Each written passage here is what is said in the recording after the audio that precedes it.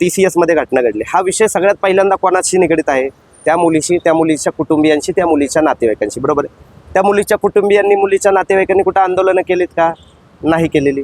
त्यांचं कुठं नाव वगैरे आलेलं आहे का? नाही केलेलं. मग मला म्हणायचं की तुम्ही आंदोलन करून दाखवू काय इच्छिता नक्की? केंद्रामध्ये तुमचं सरकार आहे, राज्यामध्ये तुमचं सरकार आहे, गृह खातं तुमच्याकडे आहे, पूर्ण पोलीस दल जे आहे ते तुमच्याकडे आहे, आणि तुम्हीच आंदोलनं करताय. मग तुमचं काम नक्की काय हे ठरवून घ्या. आंदोलन करायचं काम कोणाचं होतं? TCS मधल्या प्रकरणाच्या नंतर आंदोलन करायचं काम हे काँग्रेस जनांचं होतं. कारण सरकार जर यांचं आहे तर सरकार काय झक मारतंय काय? मग जर मुलींवर जर अत्याचार होतं, हिंदू मुलींवर जर अत्याचार होतं, तर सरकार काय झक मारतंय का? मग अशोक खरात सारखी प्रकरणं होतात, मग हे सरकार काय झक मारतंय का? मग ह्याच्यासाठी काँग्रेसने आंदोलनं करायला पाहिजे. मात्र आंदोलनं करतोय कोण?